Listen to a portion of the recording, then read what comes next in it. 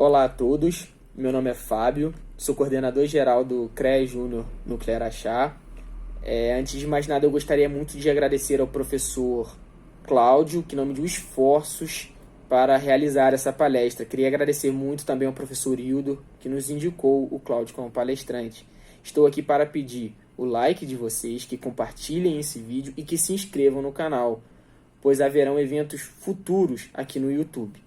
Inclusive, um deles acontecerá muito provavelmente no sábado. Estamos organizando uma mesa redonda e, por ser dia do geólogo, haverão 2 geólogas nessa mesa participando conosco.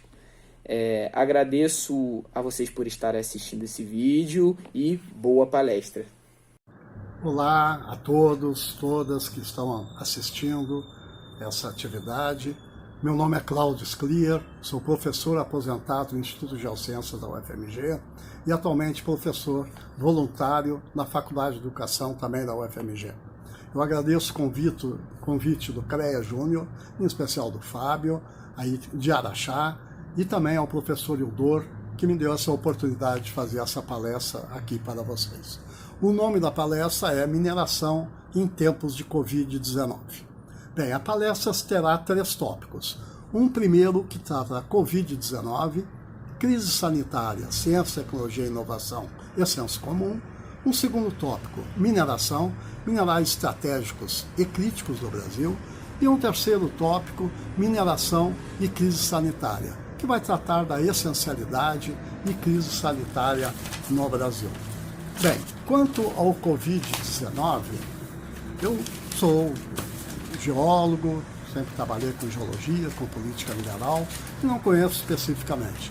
Nos últimos meses, eu acredito como todos nós, tenho lido, escutado e procurado atentar mais para essa grande questão da pandemia, da crise sanitária.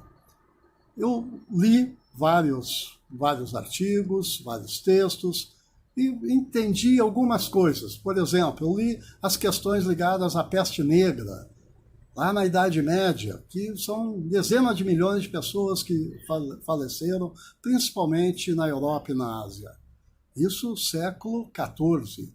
Li também, no século passado, sobre a crise espanhola, hispânica, que na realidade é dos Estados Unidos, no início do século, e que também matou algumas dezenas de milhões de pessoas. Li infectologistas e epidemiologistas, e nesse período agora aparecem muitos entendidos dessas questões. Procurei me dedicar mais naqueles que conhecem, infelizmente, muitos amigos, colegas na Faculdade de Medicina, aqui da própria UFMG, e outros colegas com quem foi possível entender um pouco sobre essa pandemia. E entendi que a epidemia é quando não tem controle numa determinada região. Entendi também que a pandemia é quando não tem controle no mundo.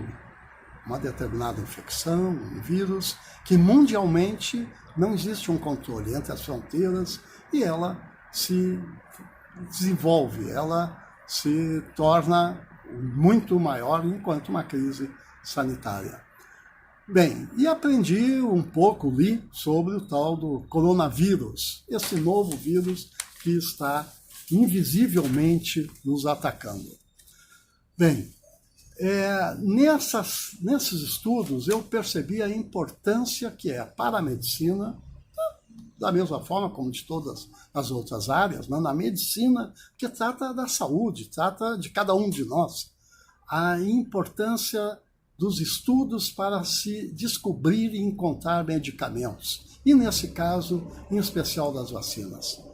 Se tornou algo corriqueiro para nós, as vacinas para gripe, para dengue, para sarampo. E que cada uma delas e tantas outras foram muitos e muitos anos até chegar a um determinado resultado. E essa é a questão que hoje nós estamos tratando. É o como descobrir medicamento e vacina para um vírus novo que surge e que está matando pessoas a nível mundial. É uma pandemia. Não é uma questão, a OMS que trata dessa questão e são todos os médicos que se curvam a todos os outros médicos que estudam há tantos e tantos anos esse tipo de adoecimento. É um adoecimento mundial provocado por um vírus que ainda não é bem conhecido. E é nessa perspectiva que é necessário se falar um pouco de ciência, porque como tem sido dito, como tem sido discutido essa questão da ciência. A ciência não é algo exato, total, uma verdade verdadeira. É algo que alguém tem que ter fé na ciência e no cientista. Não. A fé tem a ver com as igrejas. As pessoas são da igreja A, B ou C e todo o respeito por ela. A pessoa é do time, é Atlético, é Cruzeiro, é Flamengo, ou o time que quiser. Isso aí é fé, isso aí é torcida. Agora, a ciência não. A ciência é algo que é um conhecimento estabelecido em função dos métodos científicos, de procedimentos metodológicos, de estudos, de pesquisas, de trabalhos, que chega a uma determinada conclusão. E essa conclusão que é a ciência e tecnologia. Essa conclusão, ela permite a produção de determinados tipos de equipamentos, de materiais e de medicamentos e de vacinas. E está diretamente ligado a essa questão da ciência e tecnologia à inovação. Porque a inovação é exatamente o que a ciência não é algo contínuo, conservador, muito pelo contrário. Ela é algo que está sempre apontando para frente, para algo novo. E esse algo novo, eu gostaria então de destacar o aspecto do senso comum, porque o senso comum, ele é importante também, esse conhecimento popular, esse conhecimento dos trabalhadores, esse conhecimento que não é o conhecimento científico, mas quando ele é tratado para algum tipo de pesquisa científica, ele tem também que seguir todos esses métodos científicos de coleta de dados, de confirmação das informações, e não ser algo autoritário. Eu acho que é isso porque eu quero que seja isso. Ou vocês acreditam em mim, ou eu faço um decreto que tem que ser assim. Não é isso. Não é a questão de tornar esse senso comum em algo que é uma brincadeira onde estão, no mundo já morreram centenas de milhares, no Brasil já chegou a mais de 20 mil mortos e adoecimentos, centenas de milhares de doentes. E aí vai tomar qualquer um desses com esse senso comum, é comer pastel, é comer cachorro quente. E se viu nessas tristes reuniões que aparece um padrão tão pouco significativo para uma autoridade. Já participei de outras atividades, até com presidente que só tem curso técnico. E tantas outras atividades, com o trato civilizado como é importante. Mas de qualquer forma, dando uma continuidade aqui, eu gostaria de dizer que, nesse momento, temos sim que seguir os preceitos médicos dos epidemiologistas e dos infectologistas. Nós, do campo das geociências, conhecemos bem o que é ciência, o que é tecnologia, o que é inovação. Gostaria de lembrar aqui uma data, 17 de fevereiro de 1600. É uma data que Giordano Bruno foi queimado vivo, porque, entre outras heresias que ele teria dito, ele acreditava que a Terra é redonda. E bem, até nós sabemos que ele não acertou, porque depois de muitos e muitos estudos se sabe que a Terra é um geóide, não é absolutamente redonda. Tem pessoas que ainda acreditam que a Terra é plana, todo respeito. Tem pessoas que acreditam que fósseis não existem, porque a idade da Terra é outra, está demonstrado em algum outro lugar. E nós temos que respeitar as diferenças. Mas nós temos que, mesmo que respeitando as diferenças, todos aqueles que têm algum conhecimento do campo da ciência, da tecnologia, da inovação, não pode se ficar como se não fosse algo importante. Questões tipo essa. São questões muito sérias e que nós precisamos, sim, ter uma capacidade de responder a essas questões. Um outro ponto em que se tem uma relação muito estreita, estreita do ponto de vista de conhecimentos nossos da área de mineração, e que assusta muito quando é na questão da medicina, é a subnotificação. Nós, toda essa área de agregados, de outros materiais rochosos, nós não conhecemos exatamente o quanto é extraído no país, quantas são as atividades informais e legais que existem em todo o país. Quando os médicos, os epidemiologistas e mesmo autoridades sérias que estão tratando disso colocam o aspecto da subnotificação, das mortes, dos adoecimentos, é uma questão que assusta, para se ter uma ideia de que essa é uma questão que pode ter um contorno bem maior do que estamos pensando. Bem, essa questão eu gostaria de destacar para vocês que o fundamental nesse momento é acreditar na ciência, é acreditar na tecnologia, é acreditar na inovação, é dar todo o apoio às pesquisas que estão sendo realizadas. Muito obrigado. Olá. Bem, dando continuidade aí, falando agora da mineração dos minerais estratégicos e críticos. Araxá tem tudo a ver com essa exposição, minerais estratégicos e críticos. Por sua geologia, por sua mineralogia, por sua atividade minerária. Eu vou seguir os grupos que foram definidos pelo Plano Nacional Mineração 2030, publicado em 2011. O primeiro grupo seriam aqueles bens minerais que nós temos grandes reservas e exportamos muito. Um segundo grupo seria aqueles bens minerais que nós temos pequenas reservas e importamos muito. Um terceiro grupo seria aqueles minerais do futuro. Aqueles minerais que as tecnologias modernas já mostram que vão ser muito importantes na indústria futura. E eu vou acrescentar os minerais que eu chamo de críticos, do ponto de vista que são muito importantes para o país. Bem, os minerais, dentro dos bens minerais que nós temos grandes reservas e exportamos, nós temos aí em Araxá uma mina expressiva, grandes reservas, mais de 90% das reservas mundiais e da produção mundial de nióbio. Nós temos aí o pirocloro, que é o mineral onde está o nióbio. Importante destacar que o nióbio ele não é exportado enquanto mineral, não é o pirocloro que é exportado, mas é o ferro-nióbio. Então nós estamos falando exatamente das duas substâncias que têm um papel importante para a exportação brasileira de bens minerais.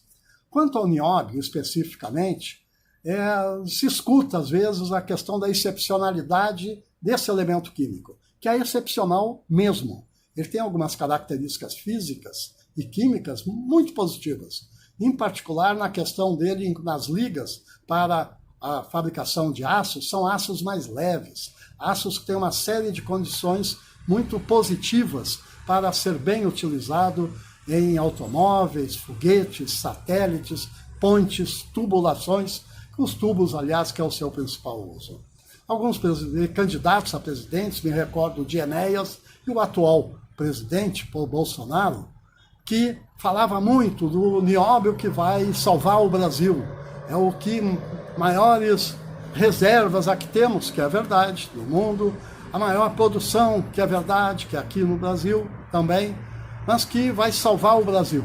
Só que eles esqueceram de contar isso para os compradores, porque é quem compra que faz com que um determinado elemento químico, um determinado bem mineral, tenha uma produção muito maior do que a que já tem. Sem dúvida, o nióbio é excepcional e eu gostaria até de acrescentar que quando se tiver uma população na Lua ou em Marte e precisarmos de satélites que vão visitar, ou nós vamos lá na Lua ou em Marte, o nióbio vai ser muito mais utilizado para esses veículos interplanetários, se não houver algum outro elemento químico que o substitua. Bem, de qualquer maneira, esses minerais, ele é importante em Araxá e é um bem mineral que considerado como de grande reserva e grande exportação. Um outro bem mineral importante aí em Araxá é o fosfato. O fosfato, ele faz parte de um produto NPK, nitrogênio, P de fosfato, que é o pH, e o K, que é o cálium, que é o potássio. O Brasil é um grande importador do K, do potássio. A atual empresa que extrai em Araxá e Itapira o fosfato, que é a Mosaic, é uma empresa centenária norte-americana e que é a maior produtora, uma das maiores produtoras de NPK no Brasil e no mundo. E esse formato do NPK, onde você tem o fosfato, tem o potássio e tem o nitrogênio, ele hoje quase que ele se tornou algo assim muito consumido pela indústria agrícola. A grande questão que se coloca aí, e eu gostaria de ressaltar, nesse aspecto, já ressaltar de imediato, é a importância da rochagem de remineralizadores para serem usados também como corretivo de solo e fertilizantes. Esses seriam produtos brasileiros, nacionais. São as rochas que podem ser utilizadas para a agricultura, para micro, média, pequena, grande, para toda a agricultura. O NPK, ele pode até ser utilizado, porém, a rochagem e os remineralizadores seriam uma indústria extremamente importante em todo o país. Agora, em junho, vai ter o 4º Congresso de Rochagem do Brasil. É muito importante que todos se informem sobre isso, que vai ser em catalão, e é muito importante aprofundar, estudar esse tipo de aproveitamento desses materiais rochosos. E quanto aos bens minerais para o futuro, Araxá também tem uma mina desses bens minerais. Também, junto ao pirocloro, a essa jazida, essa mina de pirocloro, que no caso é a CBMM Comipa, você tem terras raras. Você tem o neodímio. Neodímio é um dos 17 terras raras, que tem um conjunto de usos. E que, dependendo da ciência e tecnologia, são extremamente importantes, como é o lítio, como é a grafita, como são outros tipos de substâncias minerais. Porque a grande indústria dos países industrializados estão necessitando e vão necessitar muito desses materiais. Do ponto de vista de Brasil, o fundamental é nós conseguirmos desenvolver tecnologias para não só agregar valor, como agregar o uso pela indústria desses materiais. Senão, nós vamos continuar fazendo igual com o ferro, com o nióbio, exporta o minério para que eles gerem emprego e qualidades de vida, de agregação, outras e usos em outros países, nos países industrializados. Mas de qualquer maneira, enquanto bens minerais do futuro, também Araxá tem as terras raras. Já teve muitos estudos, o IPT tem trabalhado junto com a CBMM, a UFMG, vários departamentos da UFMG têm trabalhado também, é extremamente importante. Agora, o aproveitamento disso tem que se estender na sua cadeia produtiva. Senão, nós vamos continuar só como exportadores. E enquanto bens minerais críticos, aí nós temos uma questão que é extremamente importante e que Araxá é também uma região que precisa destacar isso. Que nós temos, além aspecto que eu levantei aqui do fosfato para a rochagem, que aí também se tem muitas rochas que pode ser feita a rochagem e remineralização, além desse aspecto que são bem minerais críticos para a agricultura, nós aí em Araxá, nós temos algo que é muito importante para o país e para o mundo. E para o Brasil, seja no semiárido, seja nas regiões de grande população, regiões urbanas, ou seja nos balneários, em muitos balneários, como em Araxá, que se destaca esse mineral líquido, que é a água. A água mineral, sem dúvida, é um mineral crítico para o país. E no caso aí, de Araxá, como é Poços de Caldas, e como são outros lugares do Brasil, sem todo esse aspecto da crenologia, que tem que ser destacado também. É um bem mineral, que é uma concessão de lava que é dada e que tem a sua importância. Muito obrigado, depois vamos continuar. Olá, bem, o terceiro tópico que eu levantei, que seria a questão da mineração e crise sanitária, falando sobre essencialidade da mineração e isolamento social. Primeiro, algumas datas. No dia 11 de março, a Organização Mundial de Saúde, a OMS, declarou pandemia mundial em função do coronavírus. No dia 20 de março, o Senado Federal brasileiro aprovou um decreto considerando como uma calamidade pública nacional essa pandemia que estava começando a chegar no Brasil. Pela primeira vez na história brasileira, é uma pandemia considerada como calamidade pública no Brasil. Já se tinha calamidades públicas, regionais, municipais, mas é a primeira vez que se coloca do ponto de vista nacional. No 25 de março, o governo publicou um decreto 10.282, listando o que seria essencial. O que é essencial nesse momento de calamidade pública. Gostaria de destacar que tem alguns tópicos onde levanta aspectos da geotecnia, que cuida seja de barragens, seja de outros tipos de cuidados geotécnicos que são considerados como essenciais, esse tipo de trabalho. Mas mineração não cita.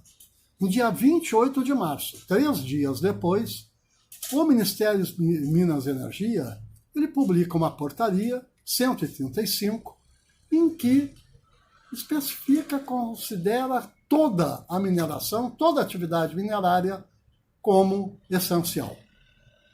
Bem, e aí com uma série de argumentos que os bens minerais são essenciais, então por isso a mineração é essencial também. Isso, depois de muitos questionamentos, questionamentos de várias entidades trabalhadores, entidades de atingidos, de comunidades atingidas. Bem, mas no dia 28 de abril, o governo federal publica um novo decreto, 10.329, onde a portaria 135 é todinha incorporada. Especificando, então, que toda a mineração é essencial.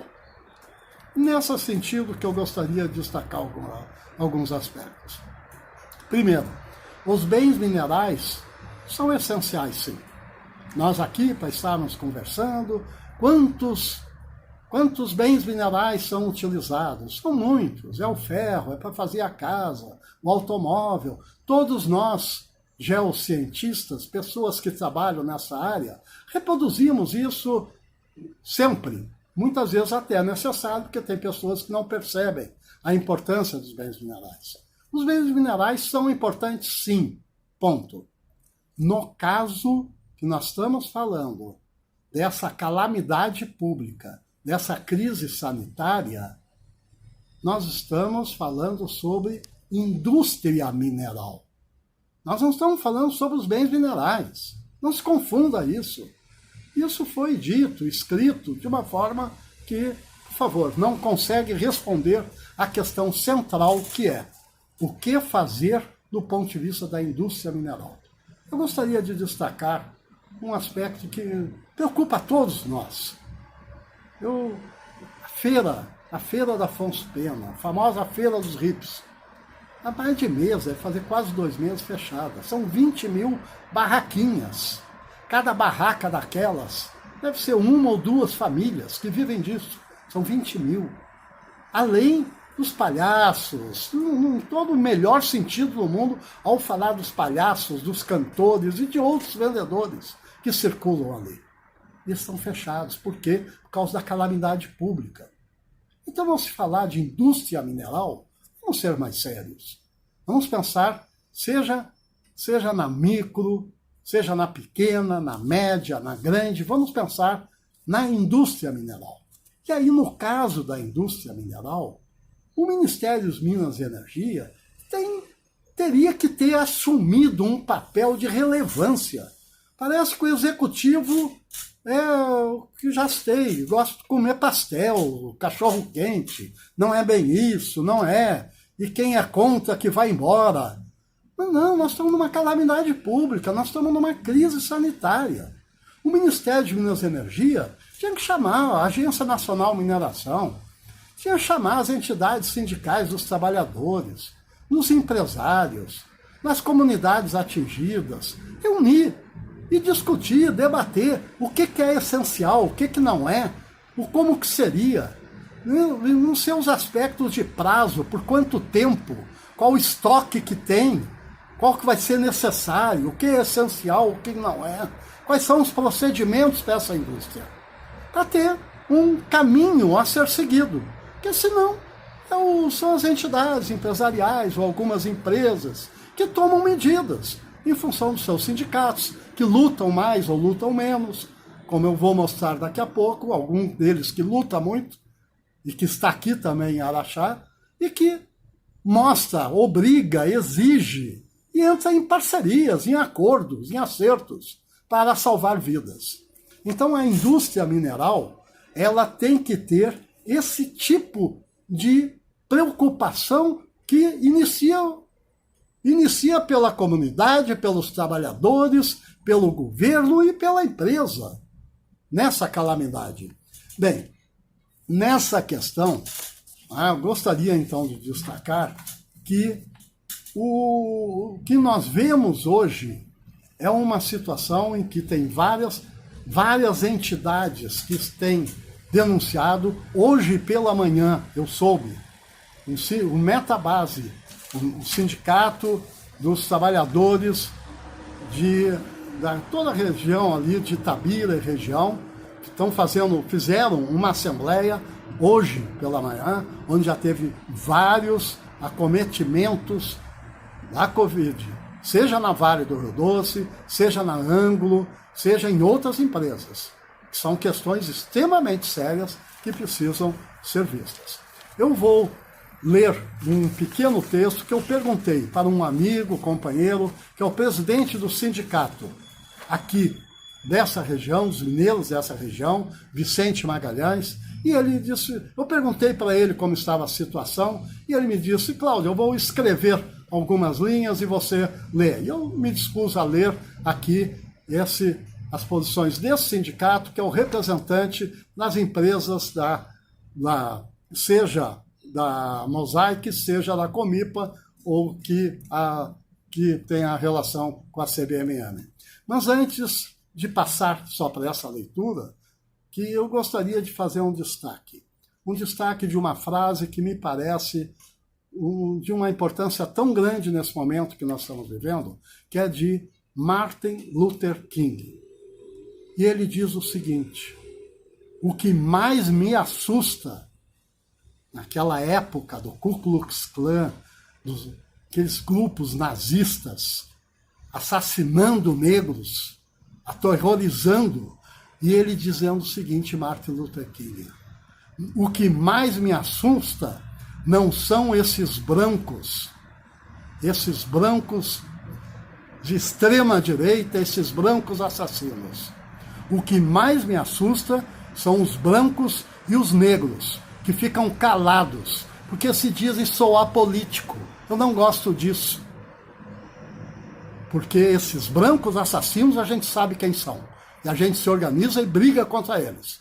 Mas contra esses brancos, esses outros brancos e até negros, bonzinhos, apolíticos, deixa para lá, não é comigo, esses são os nossos maiores inimigos num momento tão trágico para o mundo e para o Brasil.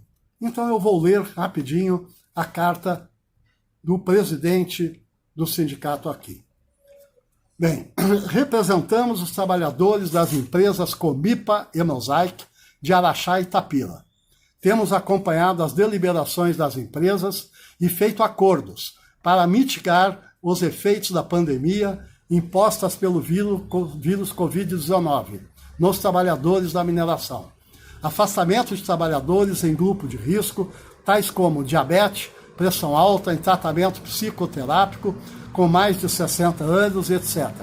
Até 30 de abril, as empresas fizeram o pagamento às suas expensas sem contrapartida a partir do 1º de maio.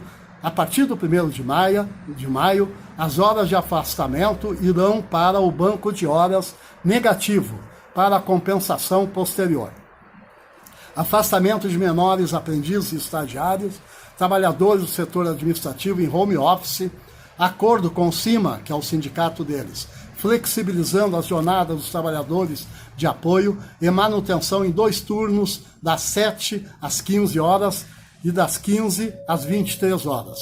Limitação de 1 passageiro por banco e higienização nos ônibus, limites de mesa e pessoa nos restaurantes, afastamento de 1 metro nas filas de restaurante e relógio de ponto, com fornecimento de máscara e álcool gel, medição de temperatura nas chegadas para o trabalho, acompanhamento de casos suspeitos, com isolamento domiciliar, trabalhadores com férias vencidas foram gozadas.